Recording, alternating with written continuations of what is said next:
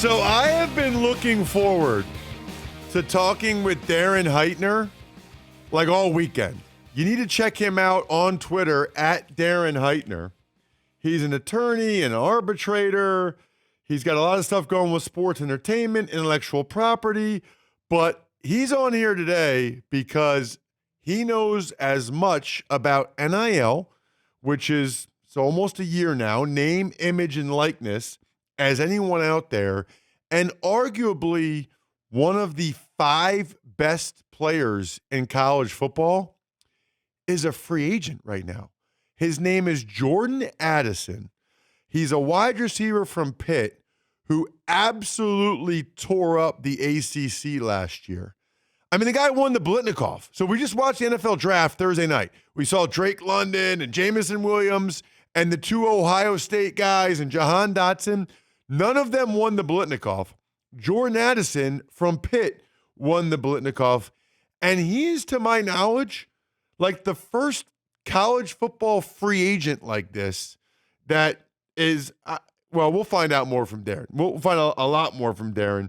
Darren, really appreciate the time, man. I got a million questions for you because it feels like college football is totally changing before our eyes.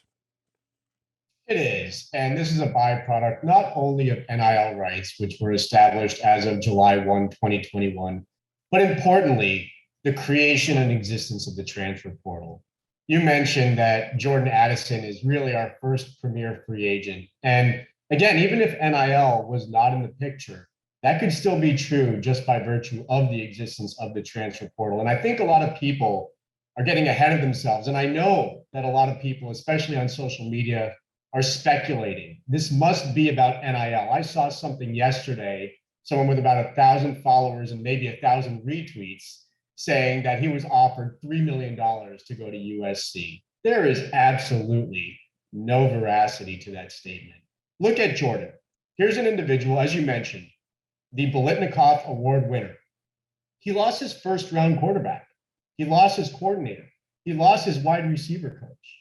So can we blame him for just putting his name into the transfer portal and looking at what the opportunities may be out there? Remember, the transfer portal opens and closes. He had to put his name in just now before the portal closed. That's the big reason why he finds his name in there currently. All right, so Darren, are you repping him? I guess how do you know what he has or hasn't got from USC? Unless are you? And by the way, just so people know, they are allowed to have agents now. They are allowed to have people repping them and NIL. Are you repping him? I guess how would you know what he has or hasn't been offered? I am not currently representing him. Much like you, I have some very strong sources, people who are very close to him. And unlike many of the individuals who are out there speculating on social media, hearing from those individuals, I'm told that all these assumptions that are being made are very false thus far. I did work with Kenny Pickett on his intellectual property when he was in college. I know people surrounding this specific situation. And while I'm not representing him, and I'm not an agent, I'm a lawyer who works closely with agents and with players, I do have some pretty good information. All right, so Darren, let's just forget how much USC supposedly offered him, because I've seen the $3 million in a house in California and all that stuff. But let's get to the crux of this. They could, right? I mean, he's in the transfer portal, name, image, and likeness. There's these collectives now, which I want you to explain, but it's basically legal now, correct me if I'm wrong, for certain collectives from schools like Tennessee or Texas A&M or whoever to say, hey, Jordan, there's a good chance you'll have $1 million or $2 million of name, image, and likeness money if you come play college football here. It's a complicated question. From a legal standpoint, there are roughly 25 states that currently have NIL laws in place, California being one of them. And by and large, these laws actually prohibit the offering of money to players before they're enrolled. And then if you separate the law from the rules, I know the NCAA has not really done anything since July 1, 2021 to enforce its NIL regulations. But in its bare bones rules, one of those, and I think the most important to the NCAA, is that there can't be compensation offered to a player contingent on the athlete enrolling at a specific university, which is exactly what you would have here if, in fact, a collective, and a collective being a third party, not part of the university, but with a specific mission to support the university and the athletes at that university. So if you have a collective making an offer like this, it could put the university itself in a pickle with the NCAA. But more importantly, if the player actually engages in these types of conversations before being enrolled, the athlete is putting unnecessary risk on himself. Because if the NCAA decides one day to wake up and take action to enforce its rules, I think that's where it's going to look. God forbid someone like Jordan, the Biletnikoff winner, ends up becoming ineligible for this upcoming season. So I think if we're looking objectively, it just doesn't make sense for someone like that to take that sort of unnecessary risk. Well, so first of all, the NCAA hasn't done anything. It doesn't seem like they're going to do anything. They're not into it. Secondly, I guess I saw some contract details of the California quarterback who's going to Tennessee, and they don't say he has to go to Tennessee, but all of his appearances have to be in Knoxville, Tennessee, right? I mean, there's ways to get around, although that would be hilarious if he signs with Alabama and just drives up to Knoxville for all of his appearances for the $8 million. But I know, Darren, you're a lawyer. I know you're telling me the letter of the law, but I guess you'd have to tell me, like, if I'm Will Anderson from Alabama, or if I'm Bryce Young or CJ Stroud, if I'm any of these guys, why do I not go in the transfer portal and see what's out there? See what collectives might be willing to offer me? Well, I think that it doesn't make sense for every player. Why would a Bryce Young want to create that sort of controversy and turmoil potentially within the locker room, especially someone like that who is a clear leader, probably projected to be the #1 overall pick next year, and is already earning 7 figures in NIL. So it certainly doesn't make sense in every sort of circumstance. Talking about your specific example of the quarterback from California who committed to Tennessee, and there were rumors about a big offer, I think upwards of $8 million to him.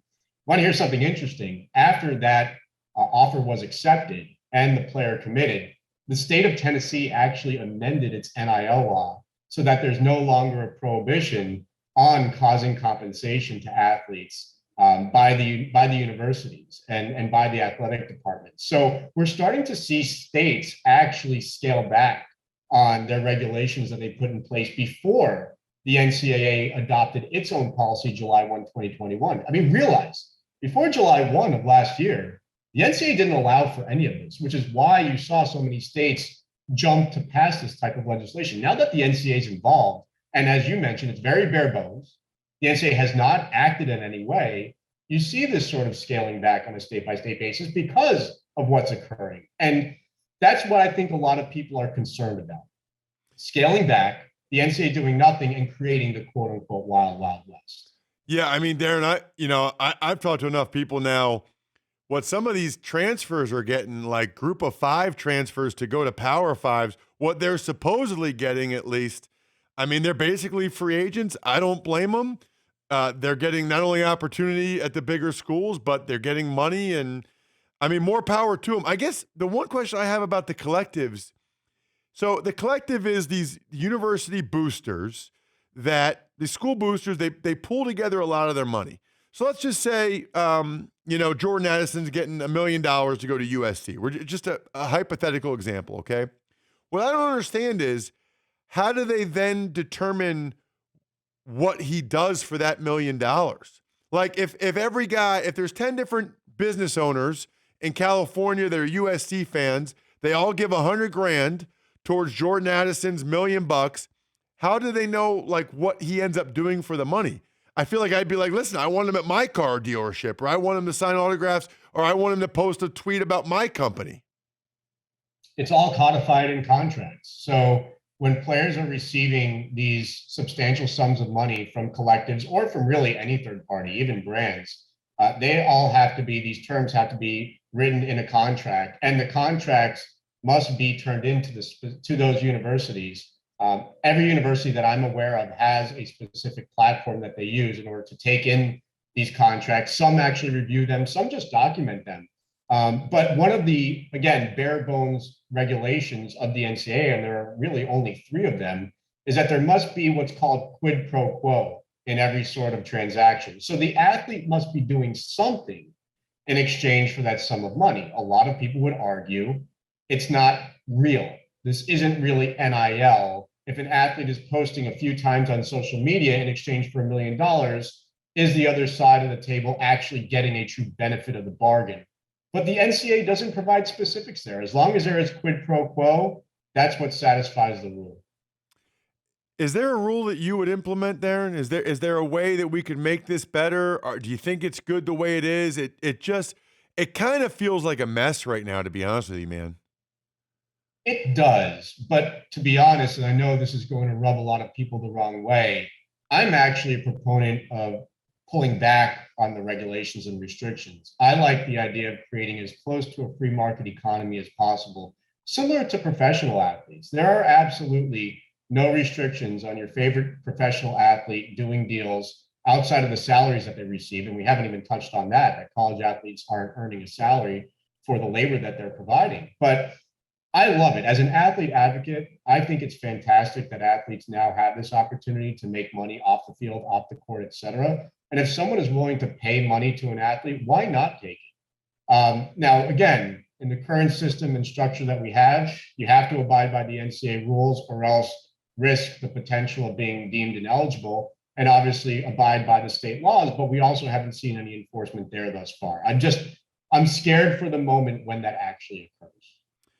Darren, really appreciate the time. Certainly check him out on social media at Darren Heitner. We posted a picture at DP Show of Darren when he was like 18, maybe 19, sophomore year of college, it looks like. No facial hair, which is amazing. Thank you, Darren. Thanks for having me. There he is, Darren Heitner. Yes, Paulie. That's funny. That picture he looks like he's 12.